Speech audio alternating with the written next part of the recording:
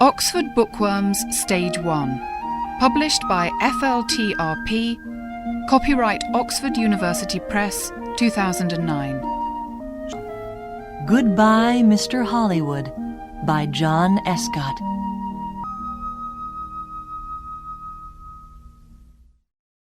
Chapter 1. Mystery Girl.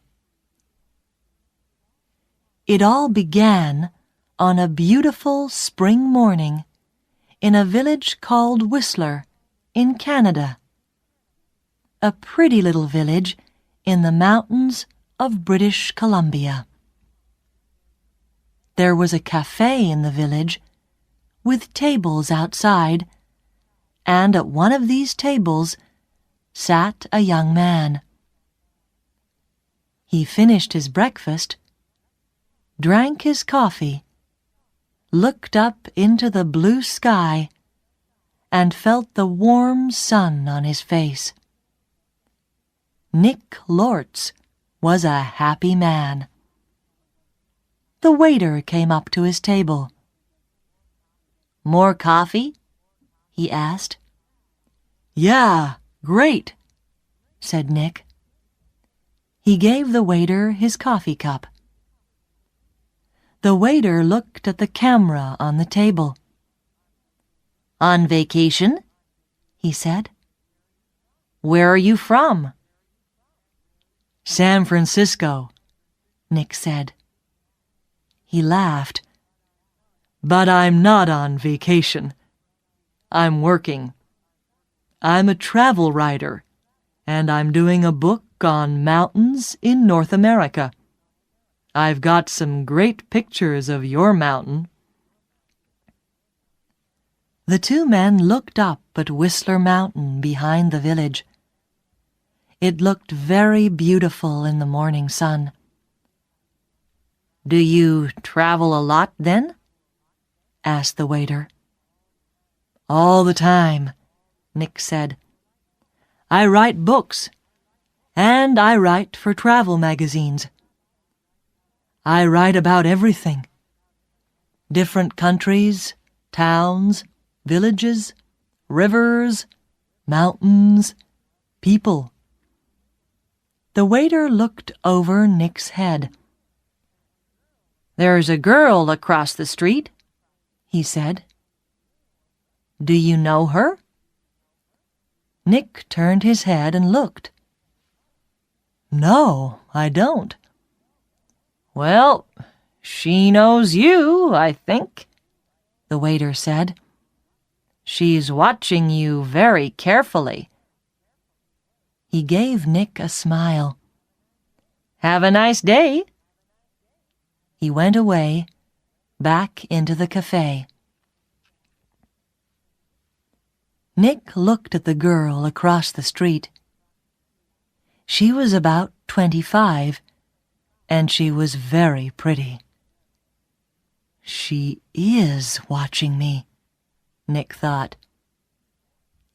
Then the girl turned and looked in one of the shop windows. After a second or two, she looked back at Nick again. Nick watched her. "She looks worried," he thought. "What's she doing? Is she waiting for somebody?" Suddenly, the girl smiled. Then she walked across the street, came up to Nick's table, and sat down. She put her bag down on the table. The bag was half open. "Hi, I'm Jan," she said. "Do you remember me? We met at a party in Toronto." "Hi, Jan," said Nick. He smiled. "I'm Nick, but we didn't meet at a party in Toronto. I don't go to parties very often, and never in Toronto." "Oh," the girl said, but she didn't get up or move away. "Have some coffee," said Nick. The story about the party in Toronto wasn't true, but it was a beautiful morning, and she was a pretty girl. Maybe it was a party in Montreal or New York. The girl laughed. Okay, maybe it was. And yes, I'd love some coffee. When she had her coffee, Nick asked, "What are you doing in Whistler? Or do you live here?" Oh, no, she said. I'm just traveling through. And what are you doing here? "I'm a travel writer," Nick said, "and I'm writing a book about famous mountains." That's interesting, she said. But her face was worried, not interested, and she looked across the road again. A man with very short white hair walked across the road. He was about 60 years old, and he was tall and thin. The girl watched him. "Are you waiting for someone?" asked Nick. No, she said quickly. Then she asked, "Where are you going next, Nick?" "To Vancouver for 3 or 4 days," he said. "When are you going?" she asked. "Later this morning," he said. There was a letter in the top of the girl's half-open bag. Nick could see some of the writing, and he read it because he saw the word Vancouver. "And we can meet at the Empress Hotel, Victoria, Vancouver Island, on Friday afternoon." So she's going to Vancouver too, he thought. Suddenly the girl said, "Do you like movies?" "Movies? Yes, I love movies," he said. "Why?"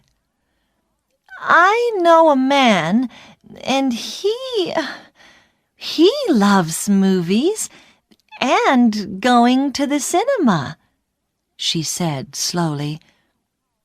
"People call him Mr. Hollywood." She smiled at Nick. "Can I call you Mr. Hollywood too?" Nick laughed. "Okay," he said. "And what can I call you?" She smiled again. "Call me Mystery Girl," she said. "That's a good name for you," said Nick. Just then, the man with white hair came into the cafe. He did not look at Nick or the girl, but he sat at a table near them.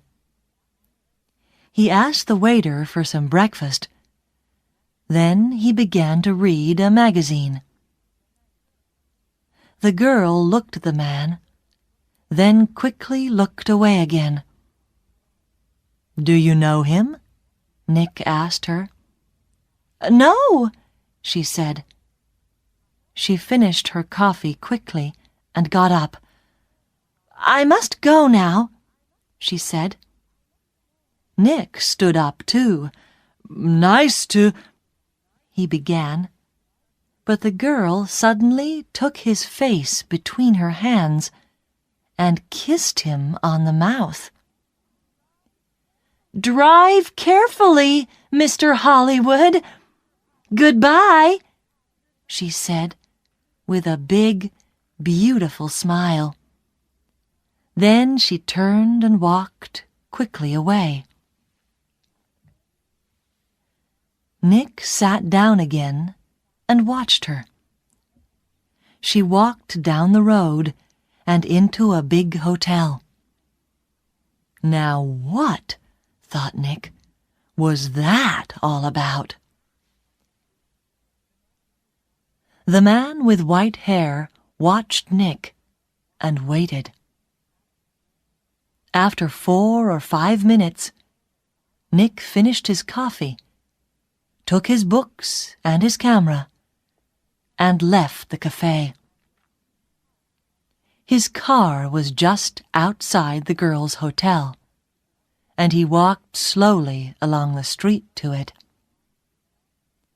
The man with white hair waited a second, then quickly followed Nick. From a window high up in the hotel, the girl looked down into the road. She saw Nick and the man with white hair about 50 yards behind him. Nick got into his car, and the man with white hair walked quickly to a red car across the street. 5 seconds later, Nick drove away in his blue car, and the red car began to follow him. When the girl saw this, she smiled, then went to put some things in her travel bag.